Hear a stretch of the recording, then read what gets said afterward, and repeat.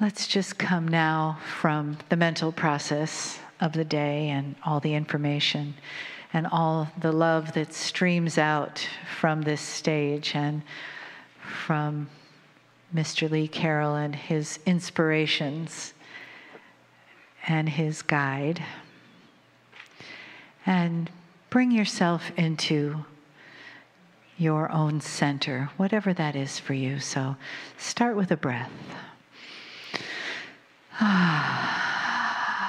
And with the gratitude of what a beautiful day you've had together, this beautiful family that you all are.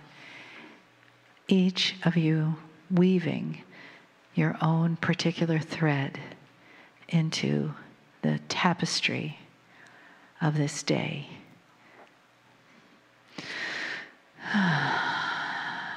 Each bringing a resonance. Each bringing your soul signature. Each of you bringing those pieces and parts of yourself that contribute to the delicious soup of humanity that we are here today. Each different resonance, each different thread, woven with light and love and sacredness and oneness for the whole that we make when we're together. Each necessary part, like cogs in a wheel of this angelic machine that brings us to the moment where we open ourselves, where we gratefully receive the wisdom and the honor that Kryon presents to all humanity, to those in this room, to those listening. The oneness and the love that we are.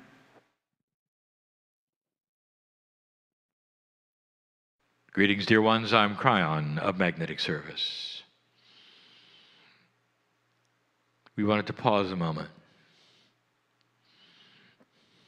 for the entourage to come in, and for those who are sensitive here to feel it. It is so difficult to give information that is beyond what you expect. And even after it is given, it's unknown whether it sticks. Some information is advanced. This is the last channeling of the year. The last 2 times I have sat in front of you, I've given you summaries. This really isn't a summary at all. It's the next step. I'm going to call it the completion of the story of the soul. It really begins to explain something that is unexplainable. But we have to tie it together. And I wanted to do it this year. The next 3 years we have described to you as the years of completion. 3 years, a catalytic number in numerological terms to describe a 9. 2, 3, 4 represents the 2nd, 3rd, and 4th year of this new energy. 2015, 2016, 2017, added together, all of those numbers create a 9 as well. Something will be completed in those next 3 years that is esoteric, and I'm going to start the process tonight by letting you in on a little bit of information a little more advanced than I have before. Dear ones, this is difficult. The difficulty is mostly with my partner. He's a translator. As many years as he has been doing this, if I give him information that is beyond his comprehension, he is not able to translate it. His comprehension is much like yours. And so we fall back on metaphors. We fall back on the things that we know are within the comprehension of him. And the rest, the entourage paints for you in the room. The third language must play a big part of this. The third language represents an intuitive language that is literally being broadcast with my voice to anyone who wishes to listen. Loving, informative, benevolent information that goes beyond the spoken word, available to listeners as long as there are listeners. I want to start with an example of what we're trying to do. I want to tell you about the soul.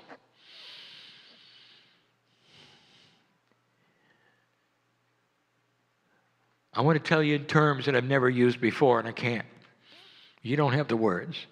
You don't have the experience. You don't have the energy and no concept of where you're going. Not really. And it's so beautiful. Let us say for a moment, pretend with me. Just pretend. That a ship lands from another planet. It's friendly. And out steps a humanoid couple, and they give you their names and where they're from, and they speak your language. And as you look at them, you know very well they do not have the seed of God that you have in you. It's not part of their scenario, but they have intelligence. And they're interested in humans. Let us say and pretend for a moment they are safe. They are on an exploration mission, and you are the only human that is able to talk to them. Pretend. They're going to get everything they know about humanity from you. What is it that they would ask you? Let's pretend. They're not going to ask you about history. They're not going to ask you about anything. They're going to ask you about things they don't have. And they're going to look at you and they're going to say, as long as we've been looking at you and watching humanity, there's one thing we have not understood. Please tell us about love. Where do you begin? And what kind of love? Are you going to tell them about the love you have for the planet, for your partner, for the animals in your life, for your ancestors, for your mother, for your father, for those who you've lost? And how would you begin? How many kinds of love are there? What are the differences?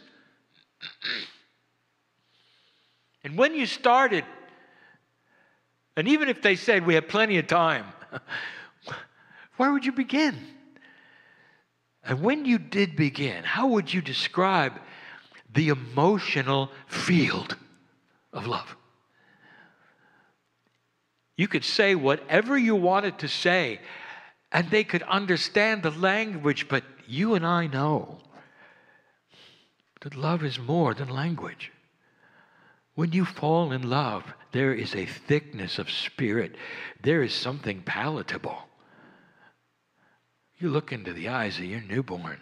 That's not just emotion. There's communication. Love has a field around it that's beautiful. It vibrates. Two humans together in love.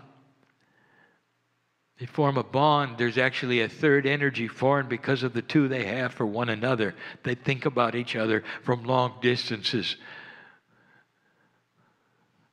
It's more than language. How are you going to describe that? Let us pretend they sit there and they listen to you. As long as you want to talk, they're taking notes. When it's time to go, they thank you, shake your hand, and they mean it. Their research is done and they fly away.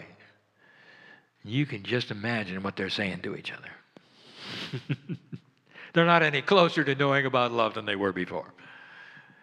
Because everything you've said is not discernible because they don't have it. This is the puzzle tonight. And all we have is what you can absorb. So we go to the third language and we want you to see what we're talking about. We want you to understand as much as you can.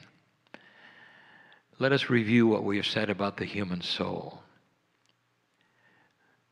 The soul is not part of that which is corporeal, and yet it resides in you at a corporeal level. But it's not. It's not chemistry. It's not synapse. It's not intuition. It's not any of the things you've studied. It is something you can't understand. It's a piece of the Creator. The creative source which created all that is, long ago, created a beautiful, benevolent system, and it needed a universe to accomplish it, and galaxies, and planets, and life. And all of those were put together and accomplished correctly, properly, and not accidentally. The creative source that built the planets around you, the galaxy that you circle, is inside you. And it hides. It hides because it's part of the test on the planet for you to discover with free choice if it's there. To make it hide even more, there's only a certain percentage of it you can handle, so you're not aware of it. You're not aware of its grandness or what it is actually, but you are aware of it intuitively. Humanity knows God. As far back as you can look at your history, human, you came onto the planet and you looked for the Creator. Because it's inside. And then it happened. The Pleiadians came. I'll tell you about them in a way I've never, ever told you. The human soul permeates everything about you. It is not locatable. It is pure, multidimensional energy that is sacred and beyond anything you can ever measure. It's not in a scale that you have ever seen. You don't have a word for it. You don't have colors for it. It's too far above any sense that any human will ever have to identify. And it loves you because you're family.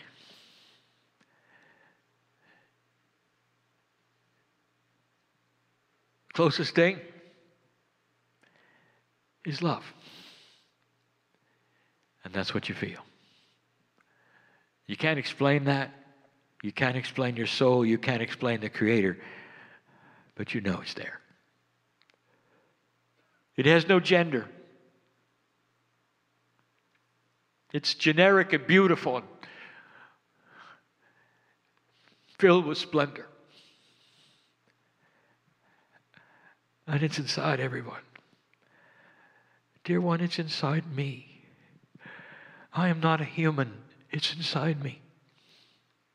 I speak to you from a position of honor and gratitude. I've never been a human. I can't believe what you go through. Astonishing to me that you would have signed up for this. And the soul is right there. Is the soul part of your DNA? Yes, of course. I've identified the layers it resides in. But that's not all. It's in every chemical in your body. It resides in the energy of your consciousness in ways you don't know. It's accessible in ways you don't know. And it loves you beyond measure. I cannot tell you what it is because you don't have the concepts to understand it. But if you could think for a moment of the most beautiful colors you've ever seen, that would be it. The most benevolent force you've ever felt, that would be it. The most love you've ever had for anyone or from anyone, that would be it. It surpasses anything you've ever experienced on the planet, that'd be it.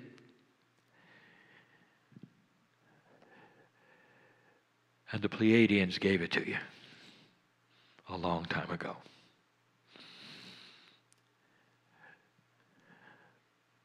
I want to tell you about them. After I tell you about you, dear ones, this is difficult, and this is a review of one thing we've discussed, and we're going to go further than this. The things I give you today will sound outlandish, beyond weird and strange to many. We're prepared for that. But many of you have to know it. I'm talking to old souls, both listeners and in person. Not all, but most. Most. I want to tell you who you are. If I haven't given you this information before in this way, you need to hear it now. When humanity was ready to be seeded by the Pleiadians, you simply were part of the animals on the planet, designed to be at the evolutionary stage you were. You were way beyond that with cavemen. You were ready. You look like you do now. You act like you do now. And you were ready. And it wasn't that long ago. You want to paint a picture of 200,000 years? And 100,000 of them were just getting it so you only had one kind of human instead of 14 or 15, like all the other animals.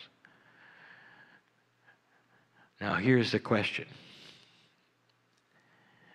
When it was time to build Lemuria, and the seeding took place as it did,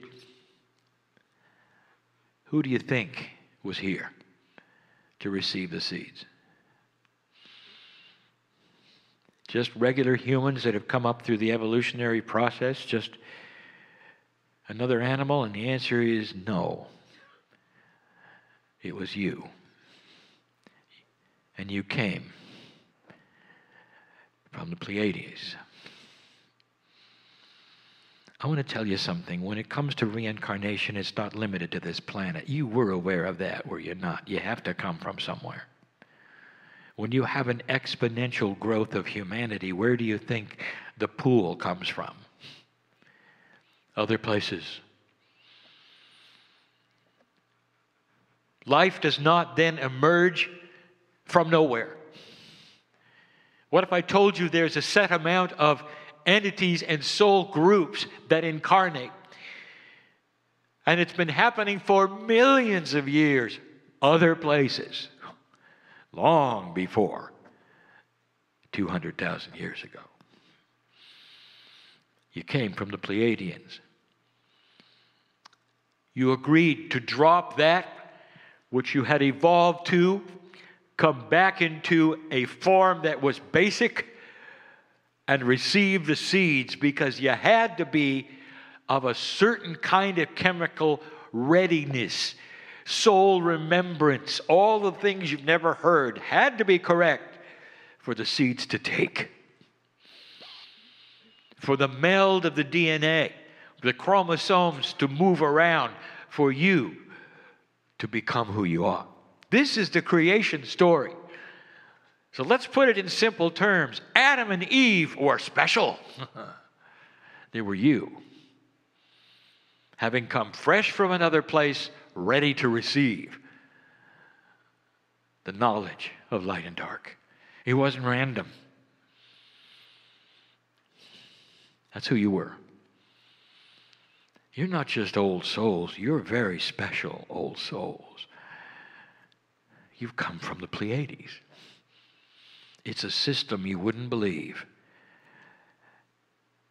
You came from everything to almost nothing, and you did it because you saw the potential of today. How many lifetimes have you lived the last couple 100,000 years? Huh? What have you been through to get to today? Well, I want to tell you where it's going and the potential of where it can go. And I want to paint some time frames for you, and I don't want to scare you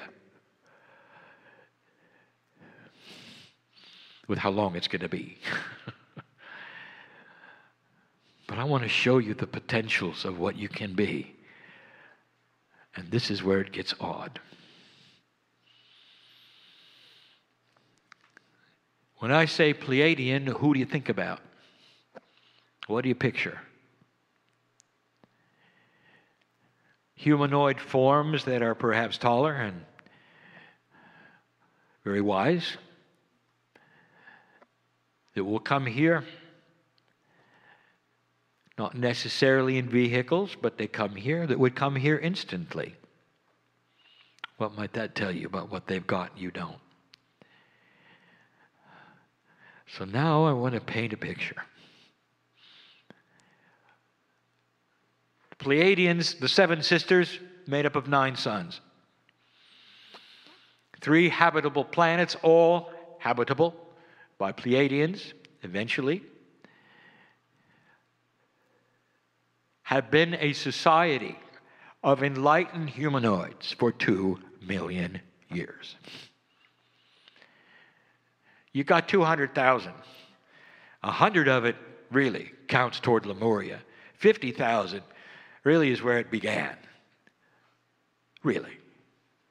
Almost all the rest of it was just getting ready. And I just told you that the Pleiadians have been at it for 2 million years. You're looking at a society that is 8 times longer than you. 8 times. They went through what you did almost to the T. They grew up and matured just the way you did. They had a time frame for them too. They went into graduate status like you are now, and everything changed for them. 2 million years. A portion of that, about 10,000, were spent killing each other. Sound familiar? Killing each other. They were in the playground of maturity, casting stones, calling names without any maturity, in the dark. The same issues you had, they had. They passed the marker. And they began to receive information. And I'll get there. Believe me. Tonight. I'll tell you. But I want to tell you about them. Their DNA is like yours. You probably knew that. You're going to find it all over the galaxy. DNA is DNA. And the principles which created it here have created it everywhere. It is the building block of life, period. And you're going to see it someday, when you find life in other places in this solar system, it's going to have DNA. You're going to start understanding it's natural occurring life process everywhere. 2 million years. Their DNA started to become more viable, like yours. 44, 54, 55, 66, 77, 88. Let me tell you what happens at 88.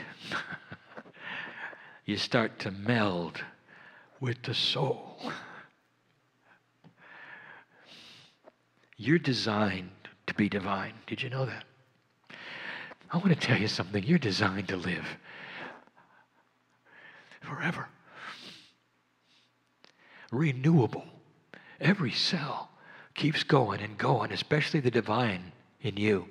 When it starts balancing up the cellular structures, it creates new ones. It goes to the blueprint. It never gets old. You never get old. Kryon, what are you going to do with overpopulation when you never get old? Let me give you a hint. The Pleiadians have 3 planets. Does that give you something? You learn to move around. You learn about the universe. It's not an issue. It's not a problem. It's beautiful.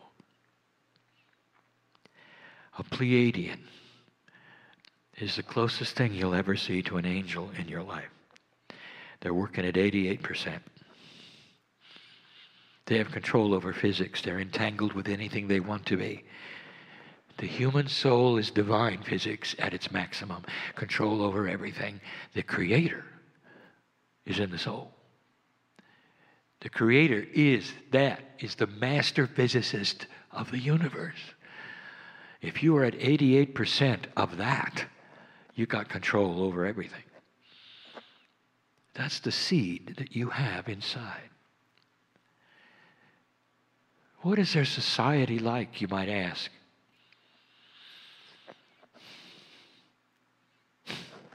There is no society. They're way past that. There is only the togetherness of love. Closest thing to an angel you'll ever see.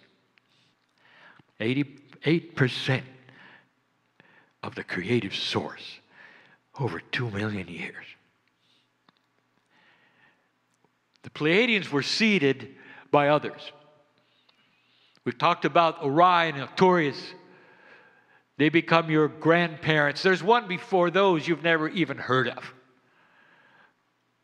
They took 1 million years or more. You do understand, do you not? In a planet that's over 4 billion years old, you're the new kid on the block here. You're really new. Imagine what was going on in your galaxy. Do you know how long 1 billion years is? Imagine what went on. This is the only planet of free choice in the galaxy at this moment. Dear ones, you're it. And you just passed a marker, and all the life in this galaxy that has divine DNA knows about you. The signal was sent. I want to tell you what that does. That brings celebration, hope, visitors, and help. The system begins. All of this talk about soul, and here's why. I want to tell you about the system. My partner has spent the day talking to you about evolution. Spiritual evolution within the cellular structure of your body creates a symbiotic relationship with your DNA, your Akash, intuition, all of these things, and he never really talked about the soul because we haven't given him this yet. The system of spiritual evolution comes through the soul, period. Doesn't come through the pineal. The pineal senses the higher self. Intuition senses the higher self, but the soul is the one who delivers the information. The soul is connected to the grids. Your human soul is the catalyst, and always was, for the graduation energy that you are now ready to receive. It does not come in through the human portion. It cannot. The time capsules that are opening, that the Pleiadians have armed, if I may use the word, armed, literally ready to go off in your direction to give you information, is going to go to the soul part of you. And the soul part of you is only engageable as you approach 44.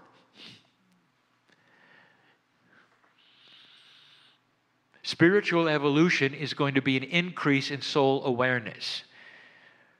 Now, here's something we've never talked about that you are starting to feel.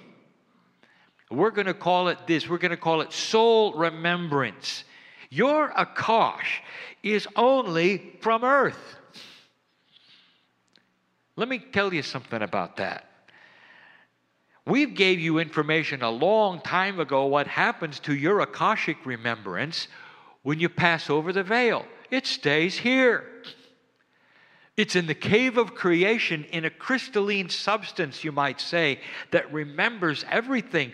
It's like you have your own crystal and it stays on the planet, and when your soul comes back, it picks up the information, puts it in your DNA, and off you go.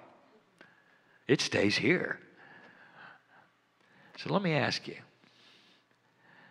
why are some of you remembering who you were on another planet? I know who's here, you see? Some of you are remembering, Pleiadians. Some of you are remembering that you went through this before. It's giving you hope because you know where it went. You got to see 88%. And that's why you're here, because the chance of that happening here, you're not going to miss it. Who knows how long it's going to take? It doesn't matter because you're going to be here the whole time.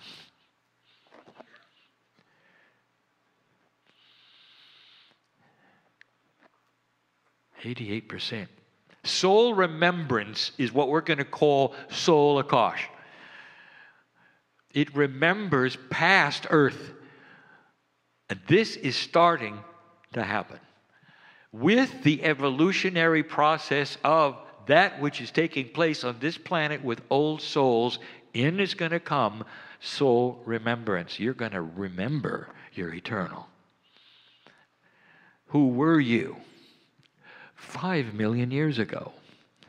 You were not Pleiadian. That is going to occur to you as well. You want to know, you want to really know where your souls are coming from?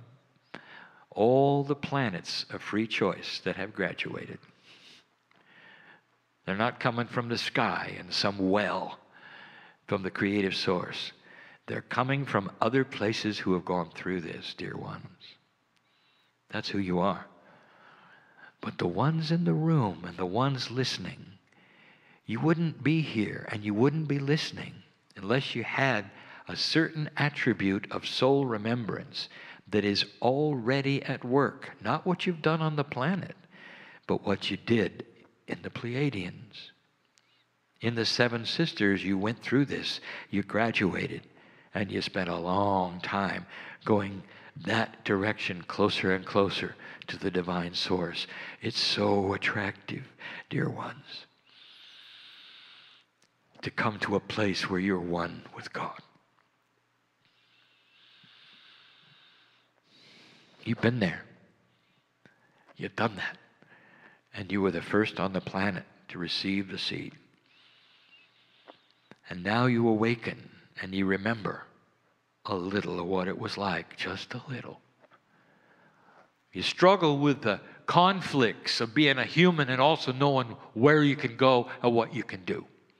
Frustration. Sometimes chemical imbalance. In the last 2 years, many have died.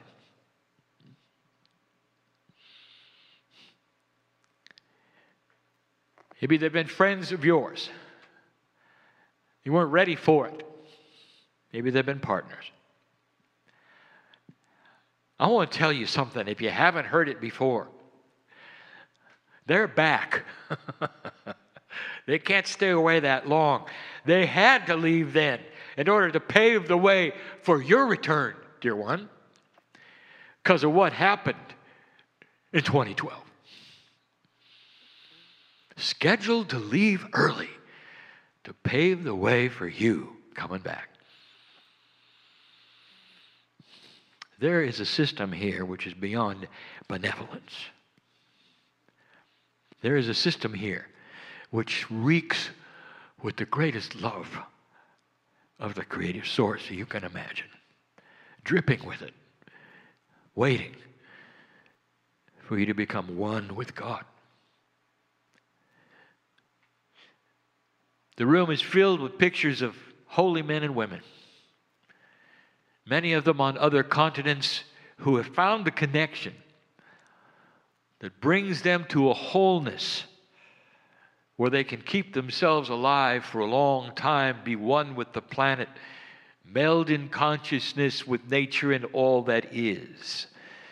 In an older energy, this was always possible, but it took discipline and it changed their lives forever. Some of them could not eat the things they used to eat. Many of them became celibate. All of these things in order to create this precious energy that for a moment would give them the solace of feeling the Creator. And I want to tell you, dear ones, they were the forerunners for what's coming. This is your future. With free choice, you can turn it around if you wish, but you're not going to. You can go slow if you wish, but you're not going to. And I know this because of what has happened in the past. You see, peace is addictive. Love is addictive. Benevolence of spirit and compassion is addictive. You know how I know? Let's talk about the master that the season is about today. Perhaps you saw pictures of the Christ and you saw the animals gathered at his feet. That was accurate. The animals saw the 88 to 90% in him, and they were attracted to it. It's addictive, you see.